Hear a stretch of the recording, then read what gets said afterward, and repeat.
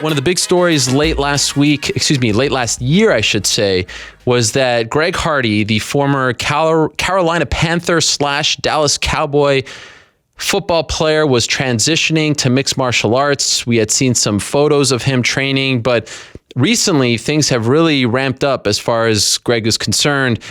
Training over at ATT, American Top Team in Coconut Creek, Florida, and garnering some interest from local promoters. I can add that he has recently signed with an MMA management team. He is now represented by First Round Management, which of course is headed up by one of the best in the business, Malky Kawa.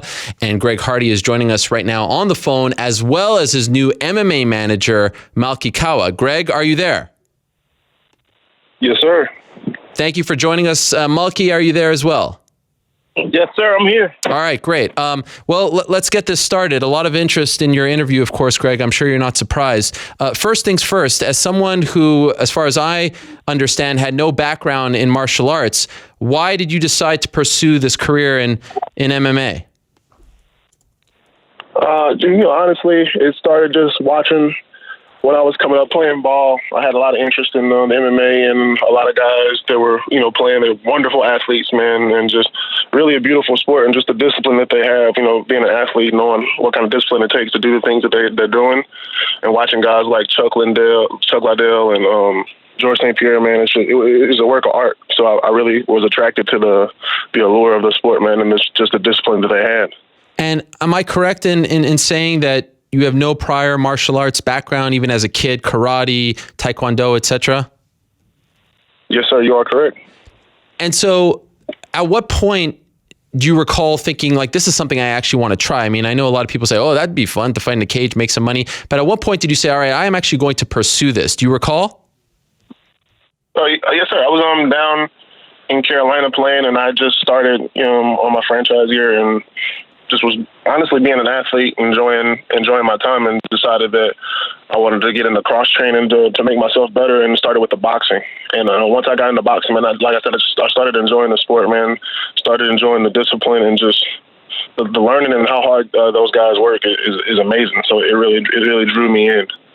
That being said, if you were still in the NFL, do you think it's fair to say that you would not be pursuing this? I do not think that is fair. I think it's something that I've been wanting to do for a while, just, as far as boxing and MMA and just getting into the business and cross-training, because it's wonderful for football players.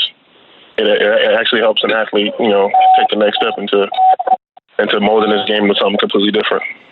How did you end up going to Florida and linking up with American Top Team? Originally, it started with just joining up with Mal and joining the new team, and kind of just showing myself to these guys that I can be in this, I can do this, I can change, because that's a place where the best go to work. They learn their disciplines, they train, and I felt like joining the team and joining those guys was something that it was a step that I had to take to change what I had going on in my life, and it was a place where I needed to be, and being with Mal was a place I needed to be, so it just felt right. I stuck with it. How long have you been there for? 3 months so far. And is it true that you're living at their dorms? Yes, sir. Upstairs above the gym. What is that like? I mean, you're a multimillionaire. You made a lot of money in the NFL. You're living in very small rooms, I'm assuming, with other fighters. Mentally, how are you dealing with that? It's good for me. It's a humbling experience, man. It's making me really appreciative, of everything that I've had and everything that I have, and the opportunity that I have to kind of come in and show myself as a guy that is not what everybody says on TV, or he's not a monster, he's not a killer, a woman beater, or this, that, and the other. It gives me an opportunity to just come in and be a humble guy and learn, and honestly just be at the feet of all these champions that walk around like they're just normal guys. Like I said, it's a humble sport, so it's really been a wonderful experience, man. Just being able to get in there, put in work, compete, train, and have the opportunity to make myself better one last time, and in sports and in life in general. I recall when I reported that you were transitioning to MMA back in October, most of the responses were, oh, of course, given his background, as you mentioned, domestic violence, things like that, this is the perfect avenue for him. A cage fighter, he's too aggressive, he likes to punch people, etc. Did you hear those comments a lot? And if so, how did you react to them? Honestly, I just try to tune a lot of it out. You gotta stay focused, especially in this kind of environment. Like I said, these guys take their craft very seriously, and it is a craft. I don't really believe, especially being there for 3 months, that it's about punching and knocking people out. These guys are some of the most disciplined people I've seen on the face of this earth. So it's about the kind of human being you are. It's about what you are, who you are. And I would say that the best way to just get to that is ignore everything around you. Kind of just make your space about being better at your craft, learning these crafts, and becoming the person that can master these things, from inside out. Do you have an anger problem? Do you feel like this kind of helps you? It's helped me in a lot of ways. I have a lot of problems as a human being. It's not something that you just walk around saying I'm perfect or I'm good, man. I have a lot of different issues that I'm definitely working through and working on. I would say this helps me channel everything. It helps me just come back down to earth. Be humble, because these are machines that that I see every day. I get choked out and punched in the face and lay down on the mat daily. That's not something that a guy my size and my stature and with my history has ever come across. So it puts me in a place to where those things can not, I wouldn't say be mastered or worked on, but it puts me in a place to where those things are irrelevant. That's not really what it's about. It's a people thing. It's a person thing, and that's what you're learning, and that's what you're practicing on and perfecting every day down there. You said that you have a lot of issues that you need to work on. Do you mind expanding on that? Like, what are some of the biggest issues right now that you feel like you need to work on yourself? I feel like the biggest issues right now are myself. Right now, not exactly right now. In general, just throughout life, just the last little bit of my life, the years that have led up to this moment. I need to work on Greg Hardy as an individual, and I made mistakes, and I've hurt people. I'm sorry, that all that happened. I put those people in those situations, and that any of it happened, because that's not really me. I've had a lot of personal growth being here, and those problems kind of just fold into place, and they help me channel anything that I got going on in life. Not just anything in particular individual. It helps me grow as Greg Hardy, as the guy that I want everybody to see me as, not what everybody hears and says and talks about. It's really me learning about life and becoming better, honestly. And so when I hear you say that, I'm reminded of that interview that you did with Adam Schefter last year. And, it was highly publicized, and you were somewhat criticized afterwards for some of your responses. Do you regret your responses? Do you regret the way you handled that interview? Yes, sir. And like I just said, it's me learning about life and becoming better. That was a moment in life where I wasn't a shining example of what I wanted to be. It didn't come out exactly how I wanted it to come out. So I would say I wouldn't say I'm disappointed, because I don't want to leave that taste in anybody's mouth. But I want to say that it didn't portray me as the person that I feel like I want to be, the person that I'm trying to become right now. Do you feel like you were truthful in that interview? Yeah, yes, sir. I try to stay truthful in everything that I say and everything that I do. So what do you regret about it? About the interview? Yeah, about your responses. Which, are you talking about anyone in particular, or just in general? Oh, no, that particular interview that I think was kind of like the last time people have seen you, in a sit-down interview and heard from you in an extended period of time, that received a lot of criticism afterwards, because I feel like some people didn't believe your responses, to be quite frank. And I was wondering if you regretted some of the answers and regretted some of the things that you said in the interview, in hindsight. Oh, yeah, okay. It's pretty much, I kind of regret overall just the way it came across. It was a moment where I needed to portray something for myself, not to make anybody believe anything, but just, as a man and as a person, I wanted to get something across, and that didn't get across. The fact that I wasn't able to let people know how sorry I was about it. Like that was something that really frustrated me, the way that it, like, the outcome that, you know, people got from it. Malky, when did you sign Greg? I signed Greg probably about, I want to say about a couple of months ago. It was about 2 months ago. 3 months ago when he started the American Top Team. It was like right before that. It was about maybe 2 or 3 weeks before that. Was this a no-brainer for you, or did you have reservations as well? And if you did, what did you go about doing in order to find out that this was someone that you wanted to be in business with? Well, I mean, look, here's the thing, right? So from an athlete standpoint, you know, it's a no-brainer. The kid, you know, I mean, look, we all know that the weakest division in almost all of sports is the heavyweight division, right? There's a few guys that are shining stars, like my client, you know, who you just had on, Derek Lewis. I think, you know, you get certain guys that can do this. And when you see a guy of Greg Hardy's athletic ability, from that standpoint, it was a no-brainer. But for me, you know, obviously, I'm a father to a little girl, and I understand the reservations a lot of people had. So, you know, I got connected with Greg, and we just sat down and talked. I just had a heart-to-heart with him. I just told him straight up, said, listen, talk to me like a man. Don't talk to me like I'm somebody that you got to interview for a job. I don't want to be bullshitted. I want to know the truth, and I want to hear it from your mouth. And, you know, he laid it all out on the line, and he told it to me, and I did my own research. I backed up some stuff. He backed up some stuff, looked at some things. And at the end of the day, Ariel, we're not here to judge people, man. And I feel like, you know, he wanted a second opportunity at things, and he asked me if I would represent him and if I would, you know, help him with his MMA career and you know, go from there. And I said to him, okay, cool. But here's the deal. A, you got to train, and you got to train just like my fighters do. We're not training on some Greg Hardy special edition P90X. You woke up one day and you have some idea. I call the shots. This is what you got to do. And when you get to the coaches, they call the shots. This is what you got to do.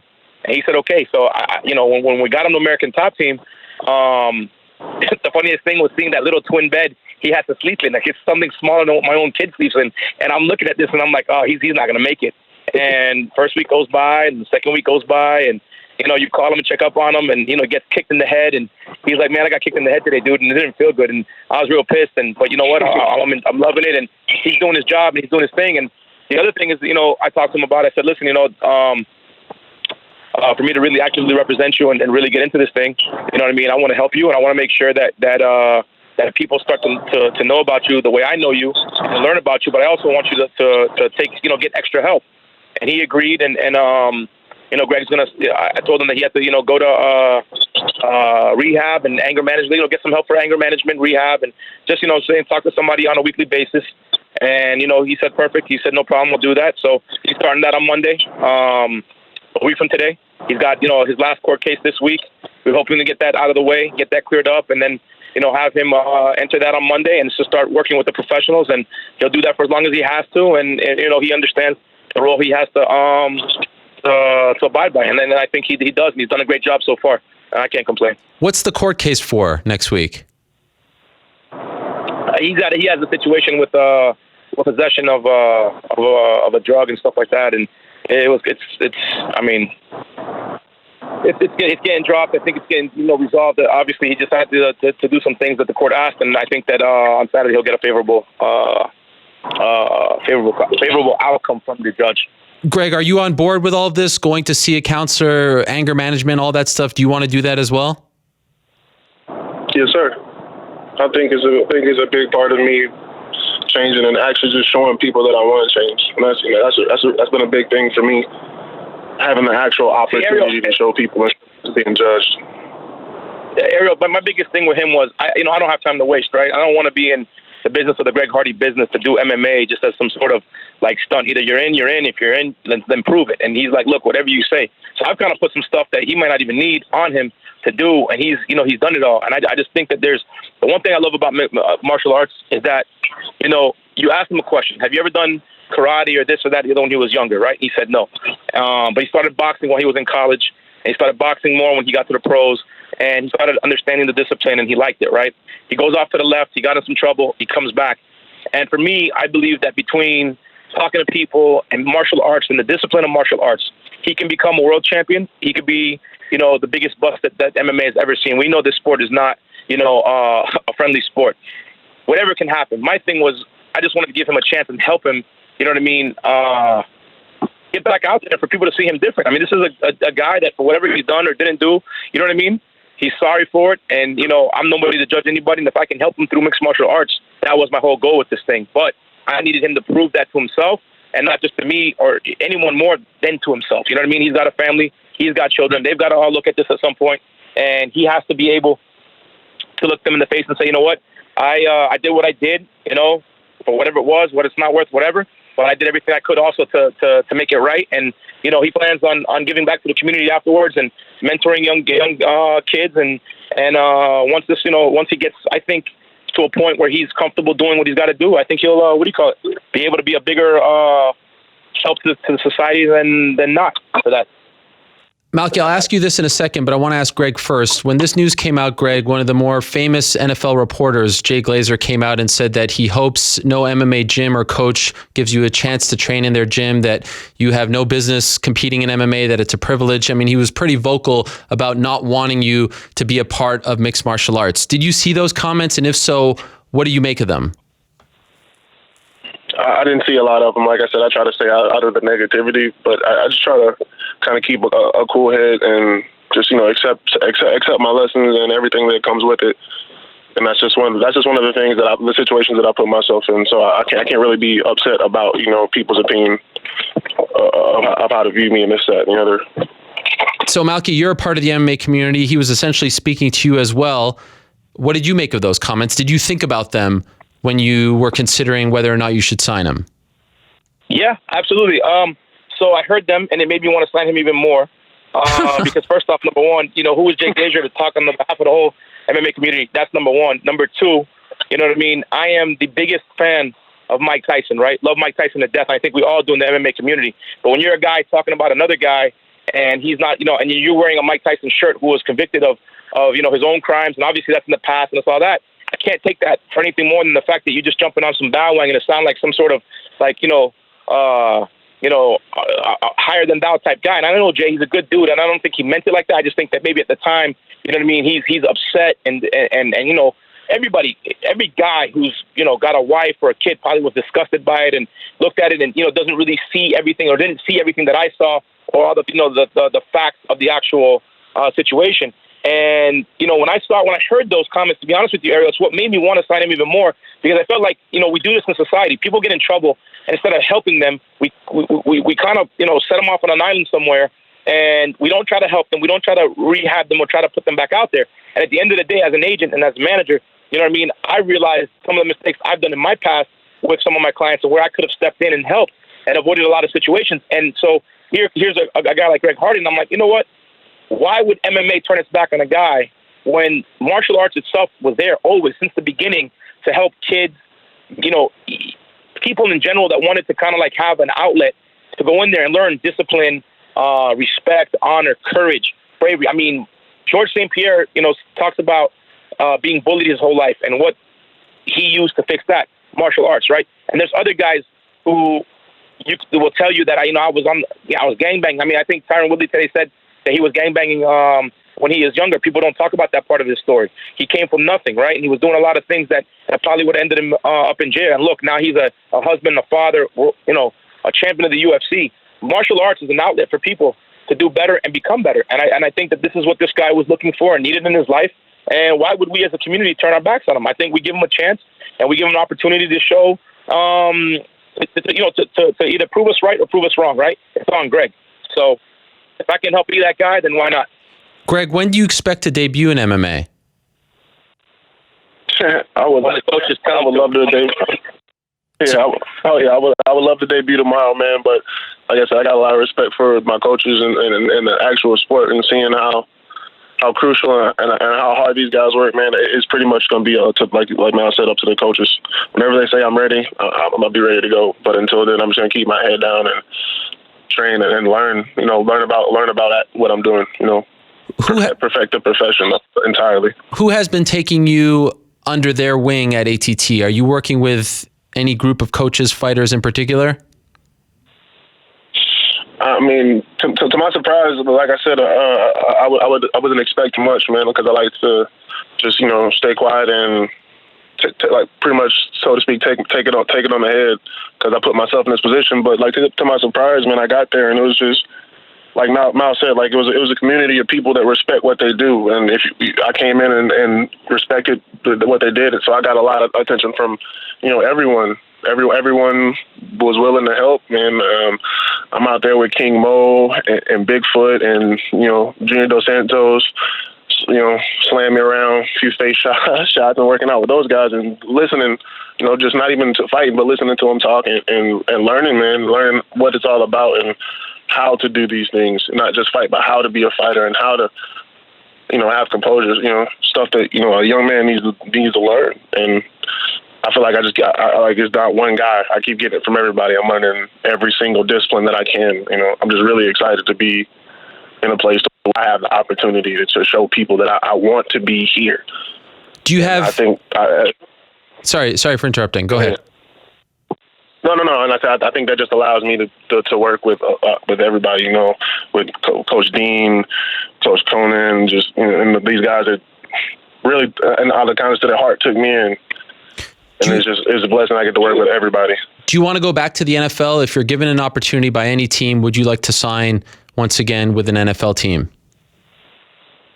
Yes, sir. You better. Yes, sir. It's hard to say no, because that's what it's a passion of mine.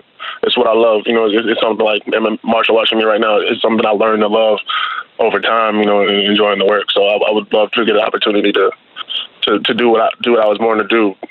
Are you playing in a spring league? Yes, sir. When does that start? I believe it starts in April. So what will you do as far as MMA training is concerned when that starts? It's pretty much the same as I've been doing my whole career, just cross training. Like I said, it's this kind of training that these guys do in conditioning is above board. So it's going to have me in impeccable. Well, it has me, and it's going to continue to keep me in impeccable shape and conditioning. So I'll just cross train and focus. Because this is, like I said, I'm in a dorm room, so this is my life right now. But if you don't play for a Florida team, how will you continue to train with ATT? Those are things we got to discuss in the future. Right now, I'm just trying to keep my singular focus on what I'm doing and give respect to mixed martial arts and learning it. I don't want to go in and put half attention on it and, excuse my language, half-ass it and not respect. Because that's a disrespect to the people that are there and the people that took me in.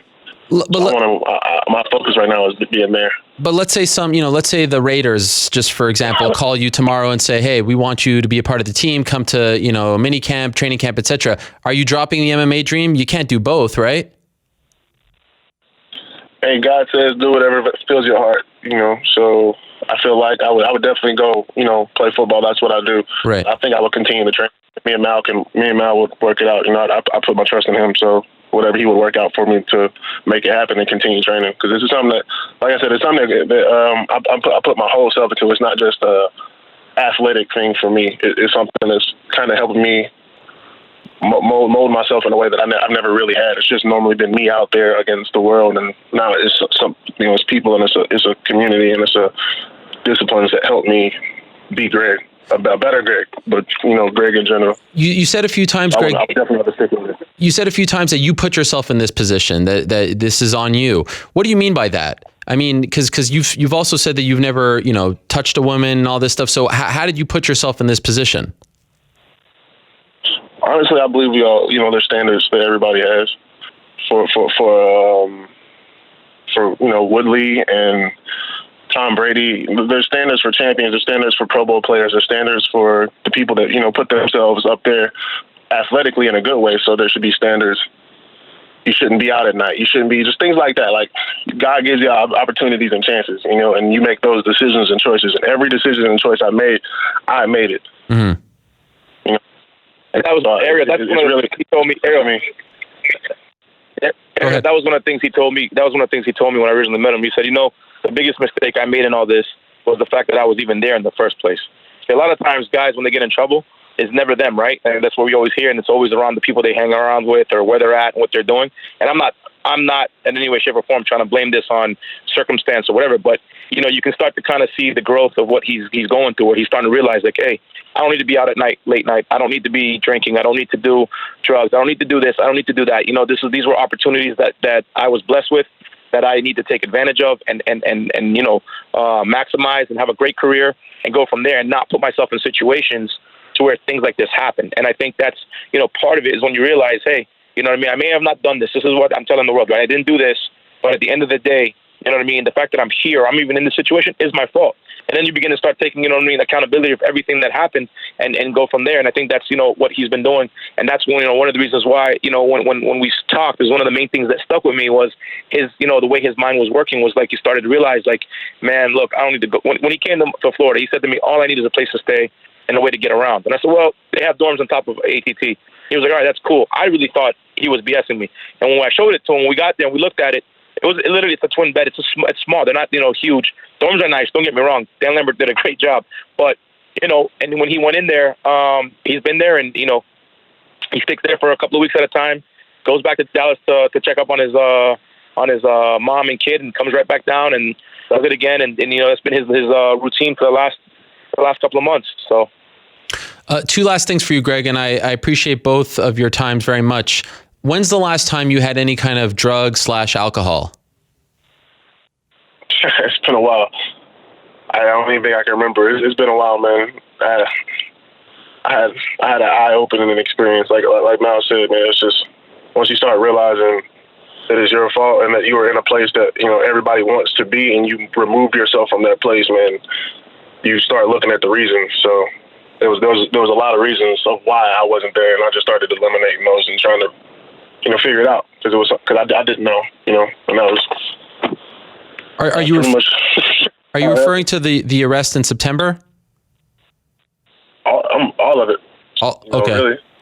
And you don't go from being a franchise tag defensive end to being nobody. Right. And everything right. Is that how you feel right now? Yeah, I mean, honestly, that's how it makes you feel.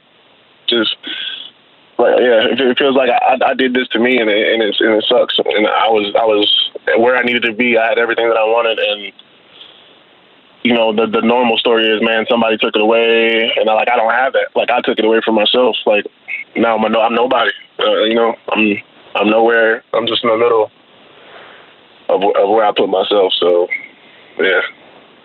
And I'm sure I'm not telling you anything you don't know, but throughout this interview, I'm getting a lot of comments, a lot of people saying like, we don't want him in MMA, things like that. I think it's going to take a lot of time to get people back, supporting you and wanting to see you succeed, given the stories of the last couple of years. But I would be remiss if I don't ask you the same question that Adam asked you last year, and that's this one, because this is the one that people keep bringing up. Have you ever put your hands on a woman before? Have I ever put my hands on a what? Have you ever put your hands on a woman before? Oh, no, sir.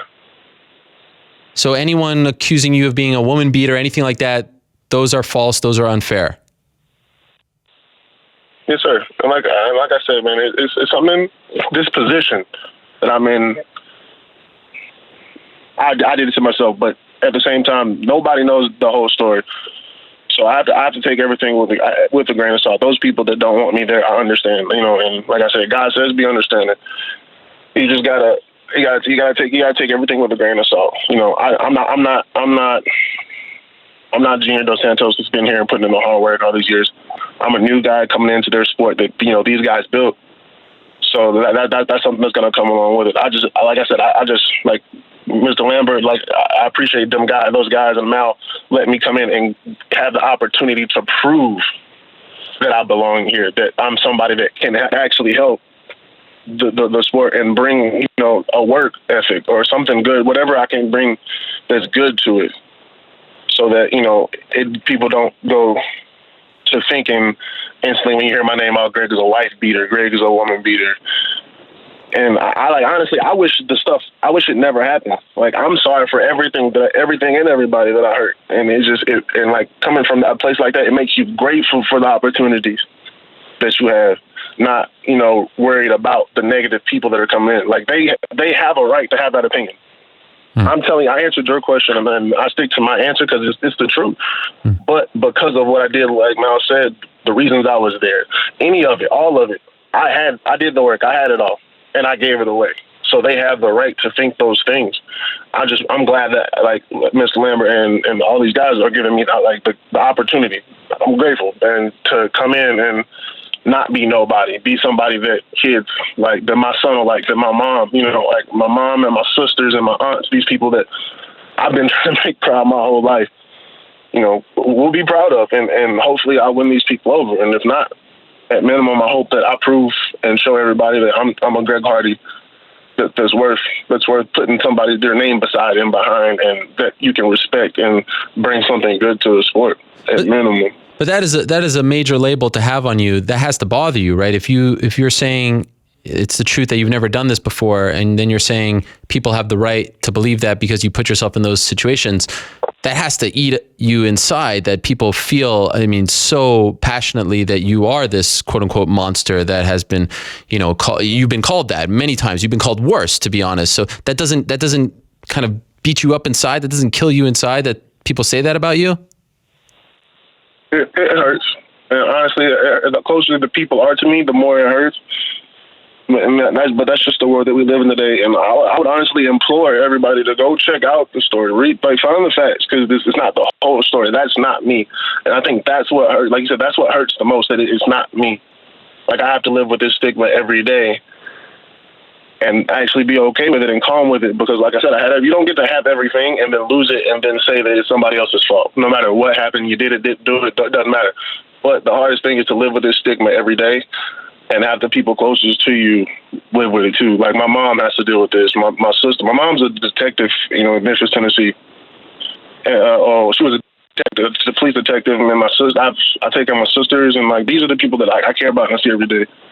And they know that I'm working to get better. And the hardest part is, not having the world know that I'm working to get better, not because I'm trying to pull a stunt, but because I'm working to fix myself. Last quick thing for you, Malky, because we do have to run. Any offers on the table, any interest from promoters right now for Greg? Yeah, they're all over the place. I could get Greg a fight next week if I want to.